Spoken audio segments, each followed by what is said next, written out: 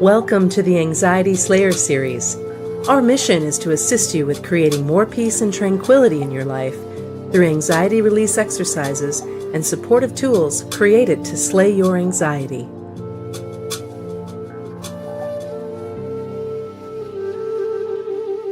Today's Anxiety Slayer podcast is brought to you by the Anxiety Slayer Academy.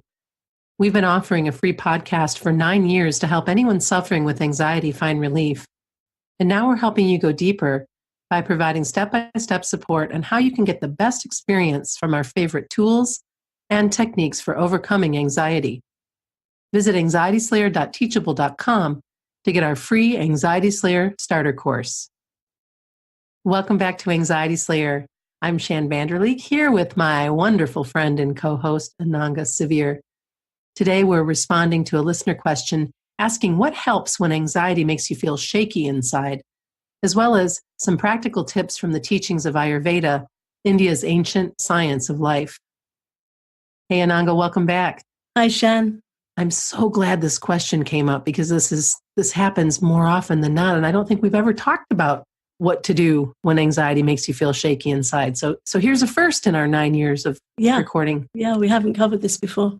In recent podcasts, we've been exploring the 3 different body types or doshas of Ayurveda and answering our listener questions about how to stay in balance to calm anxiety and enjoy peace of mind. And if you're new to Anxiety Slayer and Ayurveda, you can find those episodes and show notes on our website at anxietyslayer.com. Let's talk more about this, Ananga, because I think that this feeling shaky inside is definitely leaning towards one dosha over the rest, one that we talk about quite a bit. Yeah. And that's vata. Yeah, when we experience anxiety, it's usually a vata issue and shakiness also. Vata is the airy body type, which is naturally prone to suffering with anxiety. Though anyone can experience anxiety as a result of that vata energy becoming disturbed, you don't have to be a vata type to experience heightened vata, disturbed vata, and anxiety. The feeling shaky is also a sign that vata is out of balance, especially when that shaky feeling comes with anxiety. What are some of the things that disturb vata? This is where we get to see that it's not just about body type. When any of us experience enough of these things that we're about to discuss, then we can become vata disturbed. And in our present day society, we're exposed to these things all the time.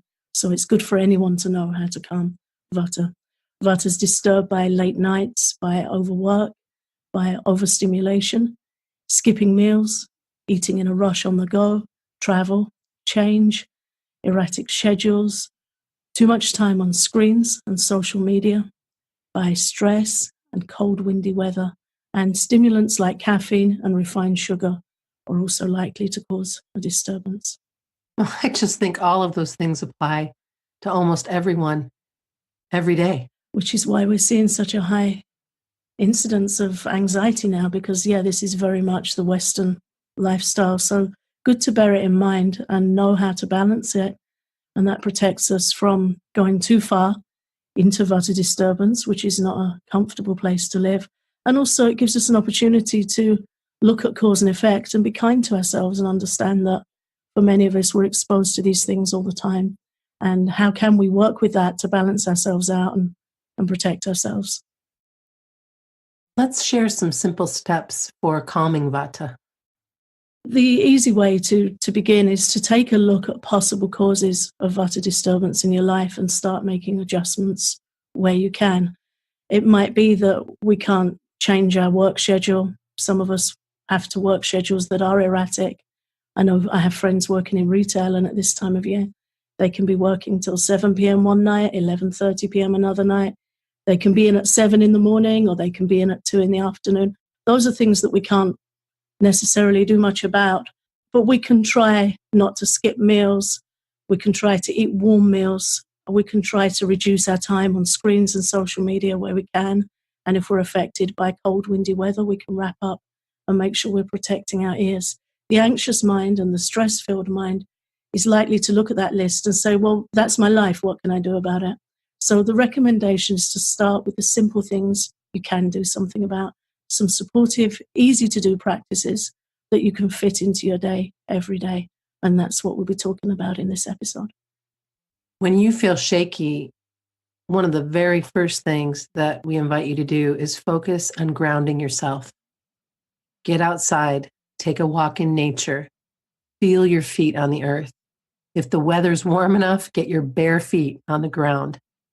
Grounding is so incredibly helpful, and we don't get enough grounding in our day to day. So that is one of the very first places to start. You're also welcome to sample our Resonance album for a supportive grounding practice. And you can sample that at anxietyslayer.com/meditations. So here's what we know about Vata. Vata is an airy type that is provoked by dryness, by movement and change.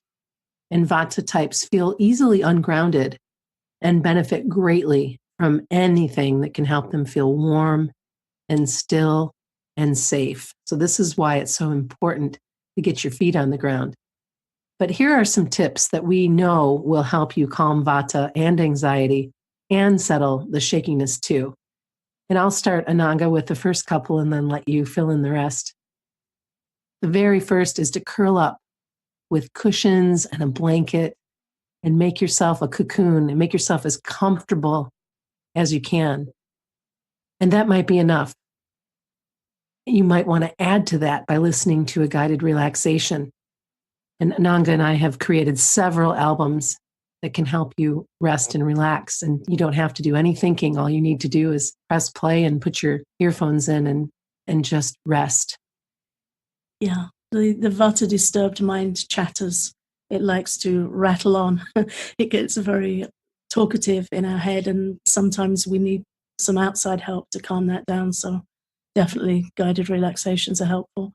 Also, trying breathing practices like a belly breathing practice, or we have a bumblebee breathing practice, which is a practice from Ayurveda, which helps calm the mind, calm anxious thoughts, and help us feel more grounded and safe. And that's also available at anxietyslayer.com/meditations. The rate of our thoughts is greatly influenced by the rate of our breath. So having help to slow and calm your breath really can help calm your mind. When it comes to anxiety and shakiness, yoga can really help.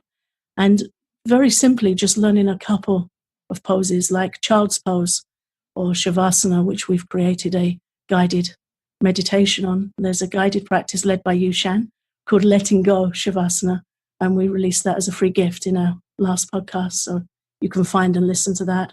Or simply laying and putting your legs up the wall. Really simple grounding postures that can just help you feel safe and feel still and feel calm. Really helpful for calming both anxiety and shakiness. And the next one, which we talk about almost as often as we talk about rescue remedy, is the calming point, which is a special point in the center of the palm of your left hand. You just make a fist with your left hand, and where the middle finger contacts with the palm of your hand, you press into that point with the thumb of your opposite hand.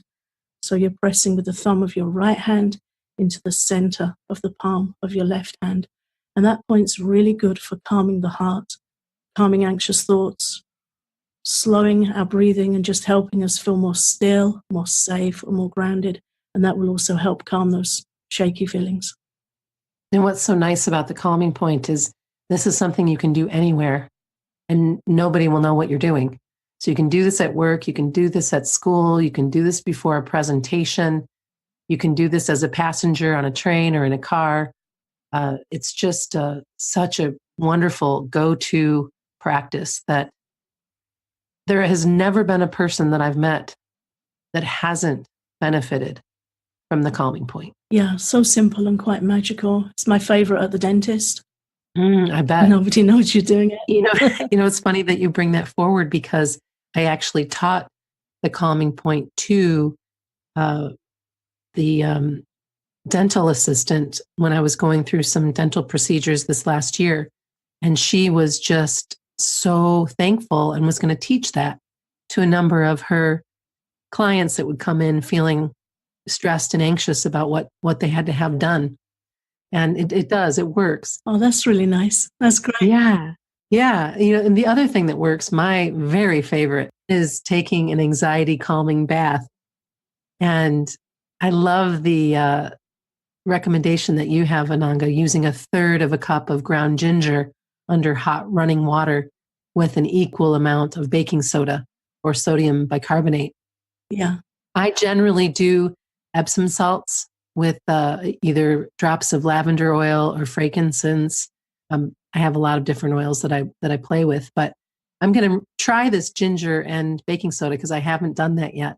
But I imagine that is just a fantastic mix for calming anxiety. Really effective. This comes from Dr. Vasant Lad, one of my absolute favorite Ayurvedic teachers. He offers with great love these remedies. Yeah, ground ginger.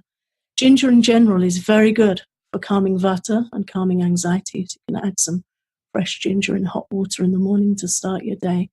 And this bath has a really definite effect on calming anxiety. So it's a lovely thing to do before you go to bed at night. Help yourself feel grounded and safe. Other essential oils that calm vata include frankincense, orange, clove, and rose geranium. And you can diffuse these oils individually or create your own blend. Clove and orange are really nice. I have that right now. I simmer a pot on the stove with some cloves and orange and a little bit of a cinnamon stick.